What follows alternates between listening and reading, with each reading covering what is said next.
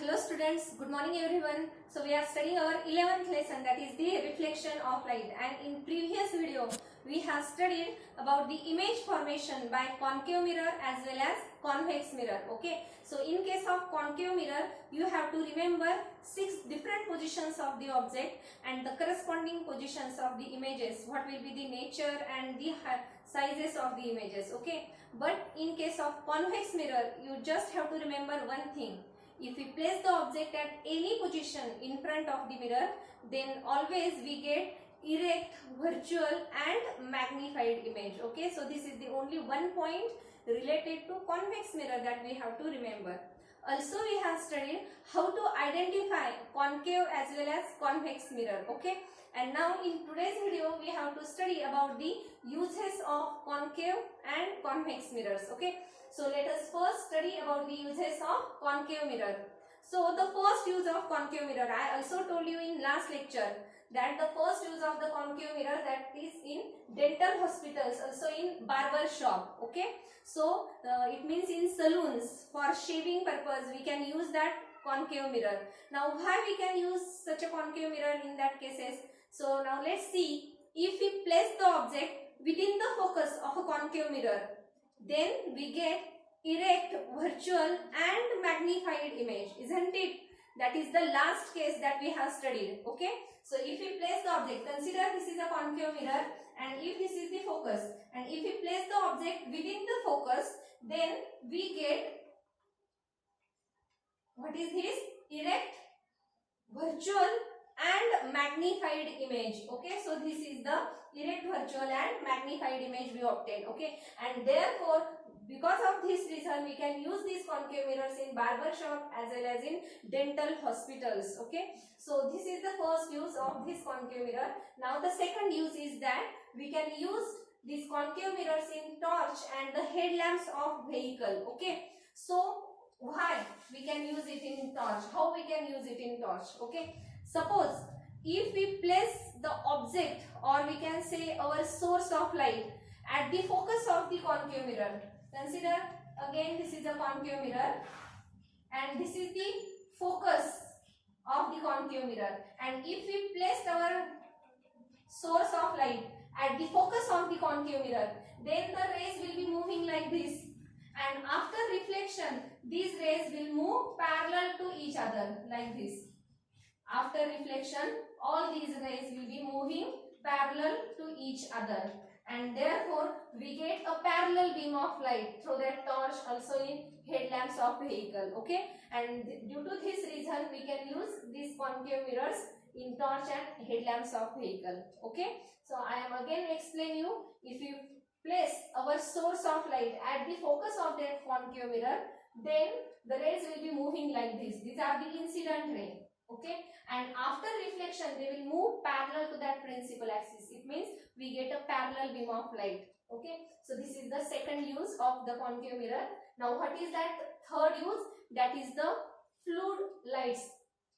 In that case what happened, we have to place the object beyond the center of curvature. Okay, and if we place the object beyond the center of curvature, it means if we place a source of light beyond the center of curvature, then we get a very bright light. Okay, that is the flood light. So we can use it in flood lights. And now the last use of that concave mirror, it can be used in different equipments using that solar energy. Okay, so how can we use that different equipments? Which property of that concave mirror we can use in this case? So consider, when a parallel beam of light that is coming from the sun, which incident on a concave mirror like this. Suppose a parallel beam of light is incident on this concave mirror that is coming from the sun, then all these rays will converge at a single point in front of the mirror, isn't it? And that point is called as a focus. We know this. This point is called as a focus, and it means the energy, solar energy is focused at that point, which is the focal plane. This is at the focal plane, and this property we can use in this equipments which are using for as a solar energy. Okay, so in this way these are the uses of concave mirrors. Okay, and now let's see what are the different uses of convex mirror. uses of convex mirror. In last lecture also I told you that convex mirror means the image formed by a convex mirror is always virtual, then it is erect and diminished image. It means small size than that of the object, and we can use this property in case of side mirrors of a car and as well as in motorcycles. Okay, so that side mirrors of car and motorcycles are, that is, they are convex mirror. Okay, so that we can see very large distant objects in that mirror. Okay, so this is the first side mirrors of cars and vehicles. This is the first use of this convex mirror.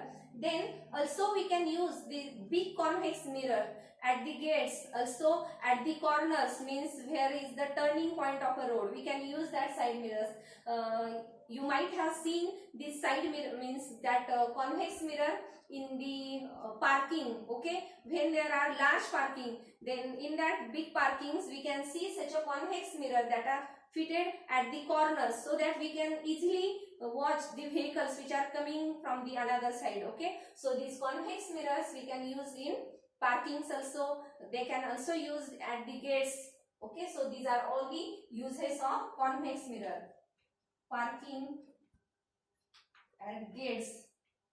And here we end this topic, that is the uses of concave and convex mirror. Now the next topic that we have to study, that are the sign conventions that we have to study or we have to use in order to study these image formations. So what are the different sign conventions? Which rule that we have to follow while taking the object distance, image distance, height of the object and height of the image? In order to measure all these, we have to use some sign conventions. So these sign conventions that we have to study in this today's video. So now let's see what are these sign conventions.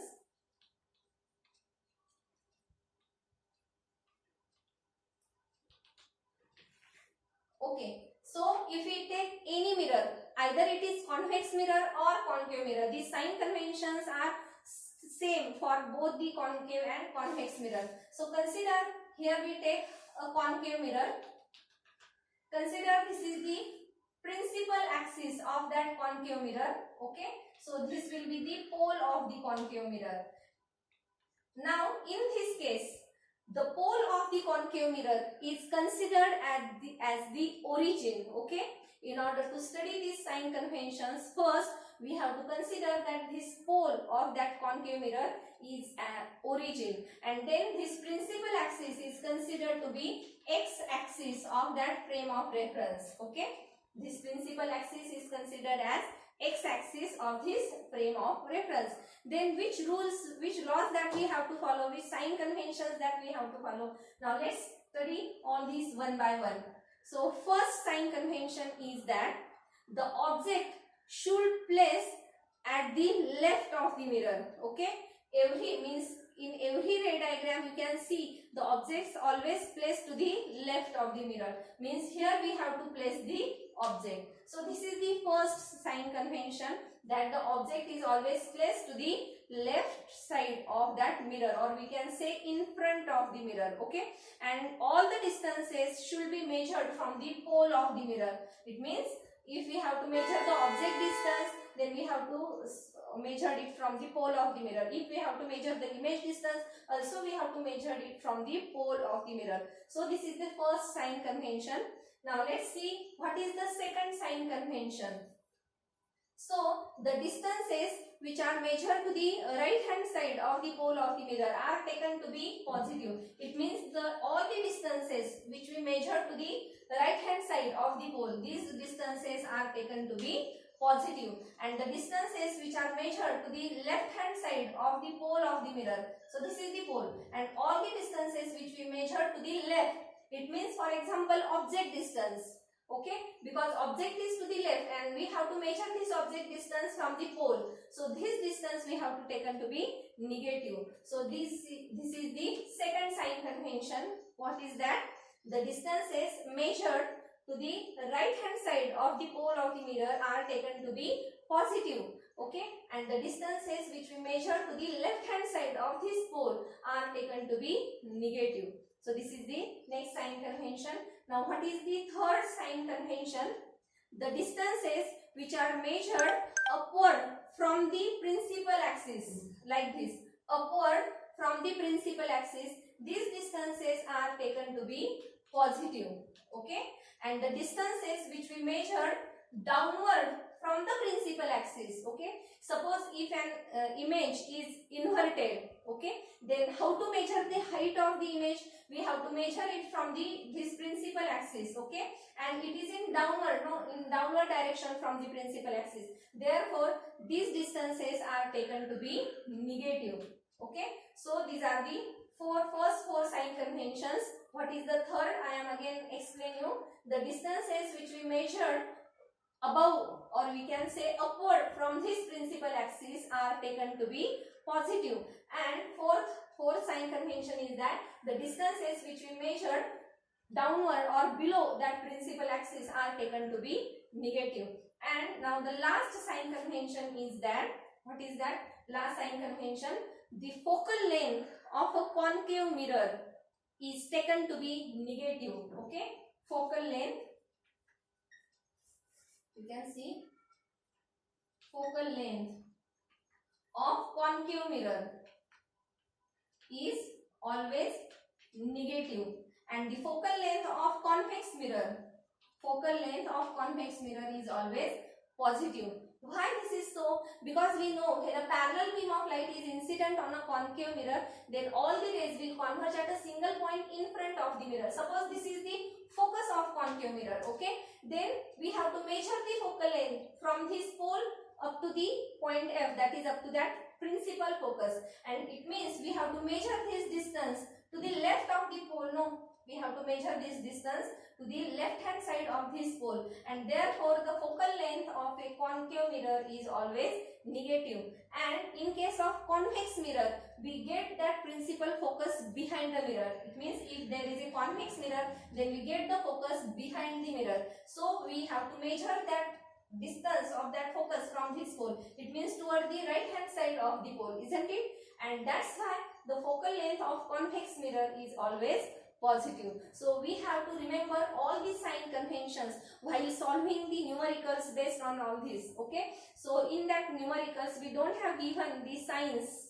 Okay, we just have given that the height of the object, height of the image. Okay, suppose the distance of the object and distance of the images, all these distances that we have given, and we have to remember all these sign conventions while taking that distances, because the signs are very important. If we change the sign, means if the signs will be wrong, then our whole numerical will be wrong. Okay, so we have to take all the sign conventions while taking all these distances. Okay, so this is about the sign conventions.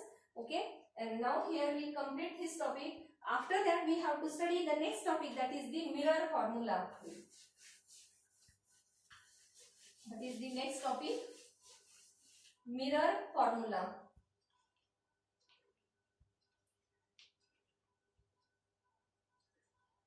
Now in this case mirror formula, we have to consider some symbols for image distance as well as object distance. So in every ray diagram, the distance of the image, the distance of the object is represented by u. So we consider this u as the object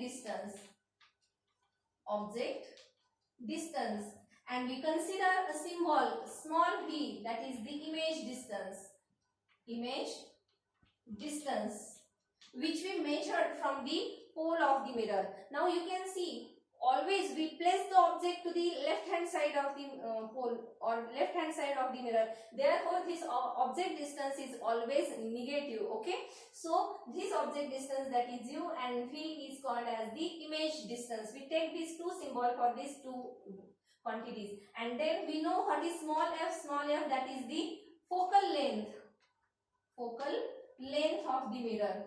Then there is a relation between the object distance, image distance, and the focal length of the mirror, and that relation is called as the mirror formula. Okay, so the relation between object distance, image distance and the focal length. That relation is called as mirror formula. Now what is that relation? Let's see. 1 upon V plus 1 upon U is equal to 1 upon F.